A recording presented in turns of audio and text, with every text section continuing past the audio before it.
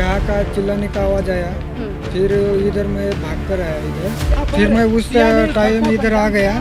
फिर उनको पूछा क्या हुआ। फिर वो बोले यहाँ से कोई मतलब गिर गया। पुलिस यहाँ पर सिक्योरिटी गार्ड लगा है। पुलिस की 24 घंटा इधर ड्यूटी लगती है। ठीक है। और पुलिस चौकी उस साइड में, लेकिन नेटवर्क का भी प्रॉब्लम है इधर। कभी कभार फोन लगता नहीं जल्दी। देखिए, आपको बता दें कि हम इस समय उसी स्पॉट पर है जहां पर सिया ने सबसे पहले एक और 14 जून को अटेम्प्ट किया था, जिसके बाद 18 जून को वो यहाँ पर आती है और केतन को सबसे पहले इस स्पॉट पर ले आती है और यहाँ से लाने के बाद उसे नीचे ढकेल देती है। आपको ये खाई दिखा दूं कि ये 400 मीटर गहरी खाई है और इसी खाई के नीचे वो उसे ढकेल देती है और यहाँ पर ज़्यादा लोग आपको नज़र भी नहीं आएंगे। ये सिक्योरिटी यहाँ पर फिलहाल मौजूद है। आपने देखा था इस पूरी घटना को, सबसे पहले क्या हुआ? सबसे पहले तो मैं अपना पॉइंट पर था। ठीक है। यहाँ से बहुत दूर है वो। फिर यहाँ का चिल्लाने का आवाज़ आया। फिर इधर मैं भाग कर आया इधर। फिर मैं उस टाइम इधर आ गया। फिर उनको पूछा क्या हुआ। फिर वो बोले यहाँ से कोई मतलब गिर गया। ठीक है। फिर मैंने सीधा पुलिस को कॉल कर दिया। ठीक है। फिर पुलिस आई। फिर बाद में मैंने कुछ उसको बोला नहीं। पुलिस स्टेशन यहाँ से कितना दूर है? कितना समय लगा पुलिस को आने में? पुलिस यहाँ पर सिक्योरिटी गार्ड लगा है। पुलिस की 24 घंटा इधर ड्यूटी लगती है। ठीक है। और पुलिस चौकी उस साइड में, लेकिन नेटवर्क का भी प्रॉब्लम है इधर। कभी कभार फोन लगता नहीं जल्दी। नहीं लगता है। तो सिया के हाव भाव कैसे थे जब वो आपके पास आई और बोली कि कोई गिर गया है? वो सिर्फ हेल्प कर रही थी। फिर मैं इधर आया, उनको पूछा। ज़्यादा पूछने में वक्त न गवाया नहीं, डायरेक्ट सीधा पुलिस को कॉल किया। तो यहाँ पर आप इन्हें सुन रहे हैं, ये बता रहे हैं कि सबसे पहले उन्होंने सिया को यहाँ पर वो जब उसने इस घटना को अंजाम दे दिया था, उसके बाद सिया यहाँ से भाग कर जाती है और इसी सिक्योरिटी गार्ड को चिल्ला कर कहती है दैट शी नीड्स हेल्प, उसे मदद चाहिए। जिसके बाद दिनेश पवार नामक इस सिक्योरिटी ने सिया को तुरंत पुलिस को इन्फॉर्म किया। पुलिस को इत्तला करने के बाद पुलिस यहाँ पर आती है, रेस्क्यू टीम आती है और इसी खाई के नीचे जहाँ पर इस पूरे मामले के शिकार बने केतन अग्रवाल का शव था, उसे बरामद किया जाता है। सिया को और उसके परिजन को इसके बारे में इत्तला किया जाता है, जिसके बाद पता चला और जो पुलिस ने इनिशियली इसे एक एक्सीडेंटल डेथ के तौर पर यानी एक दुर्घटना इसे बताया, लेकिन जैसे जैसे परतें खुलती गई वैसे वैसे पता चलता गया कि ये दरअसल एक दुर्घटना नहीं, ये बल्कि एक सोची समझी साजिश थी, जिसे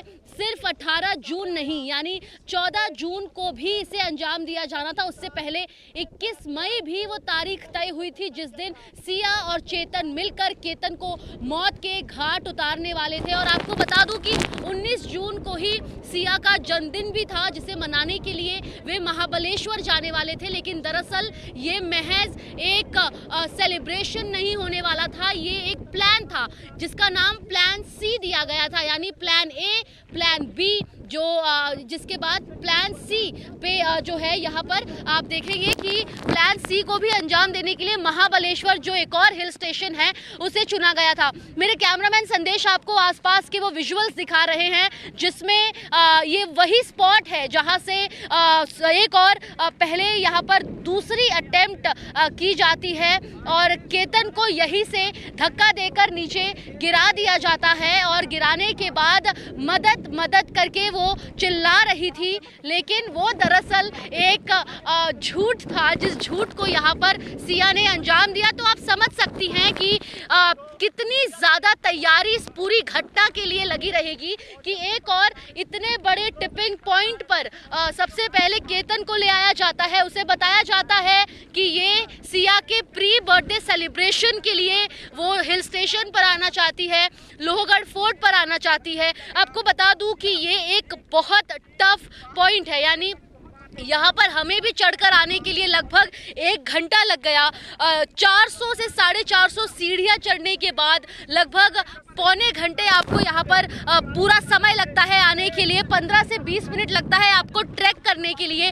ट्रैक करने के बाद आप यहाँ पर पहुँचेंगी और यहाँ पर आने के बाद उसने ये स्पॉट चुना था कि यहीं से वो केतन को धक्का देगी ताकि इतनी गहरी खाई में अगर वो गिरे तो वो दोबारा ना बच सके। और आप विचार करिए कि ये पहली बार नहीं था, पहले एक बार 14 जून को इसको जो है अंजाम देना था, लेकिन वो नहीं हो पाया। यहीं से केतन को धक्का दिया गया था, लेकिन यहीं के पेड़ को पकड़कर वो बच गया था।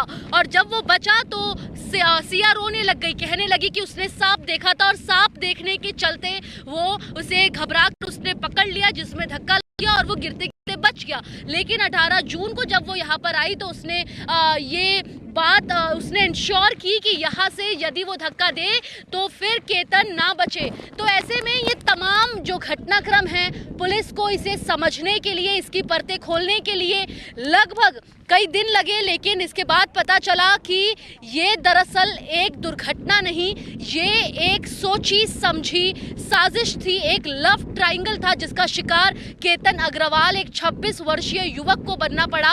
और आपको बता दूं कि यहीं से 200 मीटर दूर पुलिस स्टेशन है। तो जब यहाँ पर सिक्योरिटी गार्ड को इत्तला किया गया तो सिक्योरिटी गार्ड सबसे पहले सिया को पुलिस स्टेशन ले जाता है। वहाँ पर जाने के बाद सिया सारी डिटेल्स बताती है, जिसके बाद रेस्क्यू टीम्स जो अक्सर इस प्रकार के हिल स्टेशंस पर तैनात रहते हैं उनके द्वारा यहाँ पर रेस्क्यू किया जाता है। रेस्क्यू करने के बाद शव को परिवार को देने के बाद पुलिस ADR यानी एक्सीडेंटल डेथ रिपोर्ट रजिस्टर करती है। और रजिस्टर करने के बाद उन्हें लगा कि ये अक्सर देखा जाता है कि जब इस प्रकार के हिल स्टेशंस पर कोई पर्यटक आते हैं तो कई बार सावधानी ना बरतने के चलते लोगों की जान जाने की संभावना यहाँ पर ज्यादा होती है। लेकिन जब कॉल रिकॉर्ड्स खंगाले गए, आपको बता दें कि इस स्टोरी का, इस पूरे घटना का एक बड़ा कैरेक्टर चेतन भी है। चेतन वही शख्स है जो नवंबर 2025 से सिया के साथ रिलेशनशिप में था, वो उससे शादी करना चाहता था।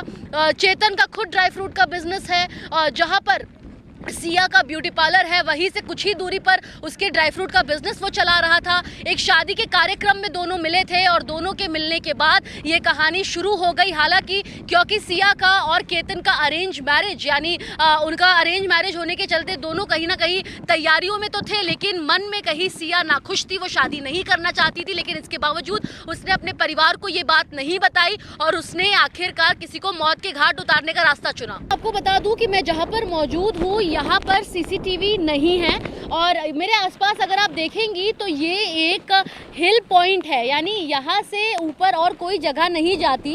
यहाँ से आपको सिर्फ ये वादियाँ ही नज़र आएंगी और ये यहाँ पर किसी प्रकार का रूफ या शेल्टर नहीं है जो CCTV को प्रोटेक्ट करे, जिसके चलते यहाँ पर आपको CCTV नज़र नहीं आएगा। लेकिन हाँ, यहाँ पर जब आप सीढ़ियों से चढ़कर आती हैं तो उस इलाके में CCTV है, क्योंकि आर्कियोलॉजिकल सर्वे ऑफ इंडिया द्वारा ये पूरा इलाका मेंटेन किया गया है। तो ASI के अंतर्गत आने वाले जो मेंटेनेंस रिकॉर्ड्स हैं उसमें CCTV है और उस CCTV के एक ग्रैब में हमें चेतन नजर आता है। अब चेतन ये वही शख्स है जो शादी नहीं होने देना चाहता था और जिसके चलते उसने सिया के साथ मिलकर इस पूरी घटना को अंजाम दिया। अब आपको बता दूं कि ये एक ऐसा रिस्की स्पॉट है, यहाँ पर जब हम भी आए तो लोग यहाँ से कुछ ही दूर पे रुक जा रहे हैं, वो इस जगह तक नहीं आना चाह रहे हैं क्योंकि ये काफी ज्यादा रिस्की है। और अब जब आज बारिश हो रही है तो यहाँ पर आना और ज्यादा खतरे से भरा रास्ता हो जाता है। और ऐसे में जब चेतन का वो CCTV सामने आया जिसमें वो हुडी पहनकर अपने फेस को कवर कर मास्क कर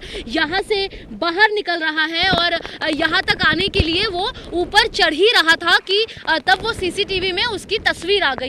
आपको बता दूं कि पुलिस जांच में ये बात सामने आई है कि जब सिया ने इस घटना को अंजाम वो दे रही थी, यानी यहाँ पर केतन को वो लेकर आ रही थी, तब यहाँ से महज 40 मीटर दूर चेतन मौजूद था। चेतन मौजूद था कि यहाँ पे वो घटना को अंजाम दे दे, उसके बाद वो यहाँ पर आए और फिर यहाँ से वो आगे अपने रास्ते को जो है तय करे। और ऐसे में एक और, जहाँ सिया ने सोच लिया था कि 18 जून को वो अपने इस प्लान B को करेगी और अपने मंगेतर को मौत के घाट उतारेगी, और चेतन भी जिसके लिए यहाँ पर आया था वो उसके साथ मौजूद था। 14 जून को जिस घटना को अंजाम दिया गया, क्या उस समय भी चेतन वहां पर मौजूद था? इसको लेकर भी फिलहाल जांच की जा रही है और ऐसे में कई सारे ऐसे जांच के विषय हैं जिसकी फिलहाल तहकीकात पुलिस द्वारा की जा रही है इस पूरे लव ट्रायंगल को समझने के लिए, जिसमें शिकार आखिरकार केतन अग्रवाल बना।